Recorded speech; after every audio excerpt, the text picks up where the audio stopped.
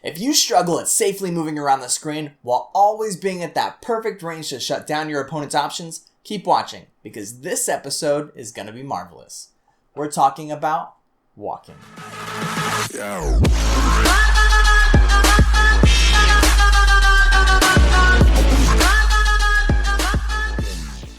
Hey, welcome to ZMC Gaming, I'm Zero.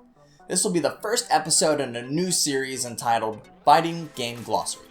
If you're a beginner, I suggest you start with this video and then continue in order, because some techniques will require knowledge from previous videos. If you're an advanced player, you can pick which technique you want to learn and then watch the corresponding video. Use this series as a resource that you can keep coming back to. Then when you have free time, I advise you watch every video no matter your skill level, because there's going to be quality information for all players.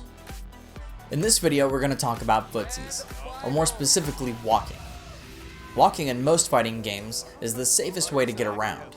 I mean, except Marvel. In most games, you can't block while dashing or while jumping. Mortal Kombat is another great example of this. Watch how Scorpion can quickly switch to blocking from walking. Here we go again, but this time, he's dashing and then jumping.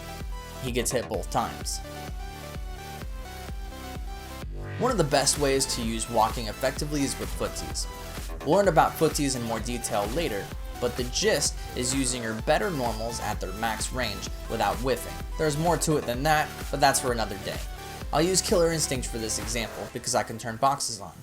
Please watch my boxes video if you don't know about hitboxes, hurtboxes, grab boxes, proximity boxes, etc. Click the eye in the corner to learn more. When Jago does heavy punch, watch the red box on his sword. This is called a hitbox. Notice how no matter what part of the hitbox touches Fulgore's hurtbox, it still hits. It's always best to hit at max range because being closer doesn't make the box come out faster. Even if everything but the red box was blacked out, you'd press a button and see a red box flash on the screen and then disappear. If you're further away, it's less likely to get hit because typically in fighting games, the more range a move has, the slower it is. Get used to your character's walk speed. Some characters have great walk speed, like Orchid, and some have awful walk speed, like Tor. If you can, start with someone with average walk speed, like Scorpion, Ryu, Dante, or Jago. I'll be using Chun-Li for this example. Pick normal and find its maximum range. Max range is found by locating the sweet spot between missing and hitting your opponent. After you've mastered that, start out of range and walk forward. Press the button with the goal of hitting in that sweet spot. Next, start inside max range and walk backward until, well, you get the idea. Don't hit too close and don't whiff. Finally, do both. Walk forward and backward, teetering between in range and out of range, striking as randomly as you can. This gets a lot harder when your opponent is moving too. Repeat this process with every normal until you have a good grasp on both your walk speed and your normals. I hope everyone learned something.